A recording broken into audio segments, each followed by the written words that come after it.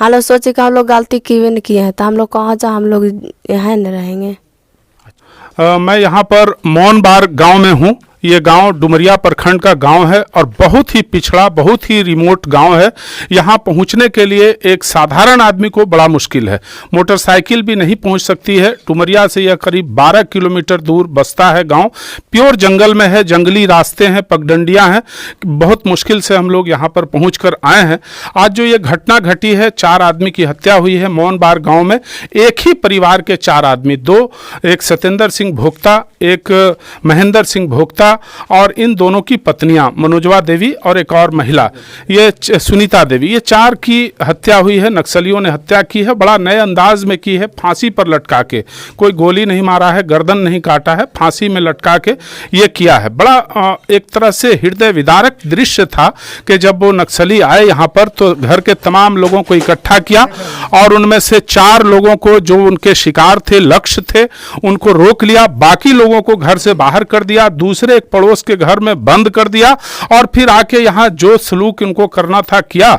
उनकी बच्चियां बता रही थी कि जब वो उनको मार रहे थे, जब वो उनकी हत्या कर रहे थे तो काफी चिल्लाने, मदद मांगने की भी आवाज आई, लेकिन किसी की कोई हिम्मत नहीं थी कि आसपास से निकले, उनका मुकाबला करे, बचाए।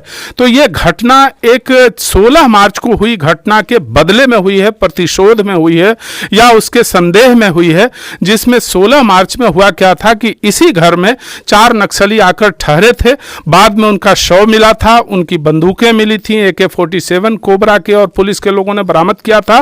तो नक्सलियों का संदेह था कि घर वाले लोगों ने ही जहर देकर उनको मार दिया, खाने पीने में कोई चीज मिला दी और उसके बाद पुलिस को सूचना देके बुलवा लिया और नक्सलियों को कमजोर किया। इसी घटना के संदेह में या बदले में यहां हुई है। हम जानना चाहेंगे कि क्या वास्तव में ऐसी कोई गलती हुई थी। शोभा यहां पर है, इंटर की छात्रा है। पहले हम शोभा से जानना चाहेंगे कि क्या मामला था, क्या तुम लोगों ने कोई गलती की थी? हम लोग नहीं गलती किए थे। तो क्या तुम लोगों को कोई डर था कि नक्सली बदला लेंगे, हम लोग अपनी जान बचाएं, घर छोड़ दें, दूसरी जगह चले जाएं? ऐसे किसी उपाय पर तुम लोगों ने कभी घर में कोई राय मशवरा चर्चा किया? हम लोग सोचे कि हम लोग गलती किए हैं तो हम लोग कहाँ जा, हम लोग यहाँ न रहेंगे। अच्छा, इनका कहना था कि हम लोगों की कोई गलती नहीं थी, इसलिए हम लोग क्यों डरते हैं। हमारे साथ हैं स्थानीय रिपोर्टर, हमारे सहयोगी हैं रुस्तम अली साहब। वो उस घटना को इन्होंने कवर किया था यहाँ पर आकर के इसी घर में। तो हम जानना चाहें कि क्या थी वास्तव में वो 16 मार्च की घटना, क्या थी?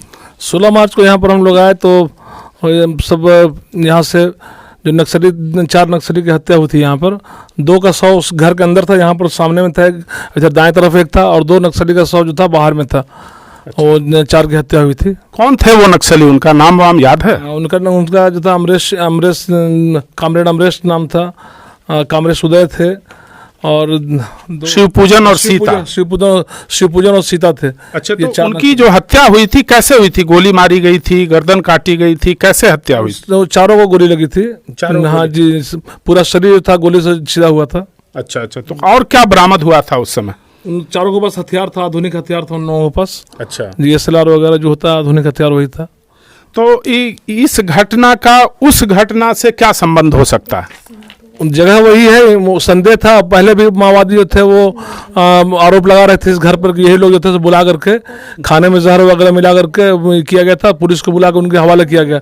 उनका आरोप था कि जहर दे करके बाद में पुलिस इस तरह के इनकाउंटर को वो शो की है, लेकिन उसी संदेह के आधार पर जैसा हुआ है लगता है। तो ये मतलब जो यहाँ के बच्चे हैं, अभी शोभा कुमारी है, बच्ची है, जो मृतक है, माता पिता दोनों एक साथ मार दिए गए, उनकी बच्ची है।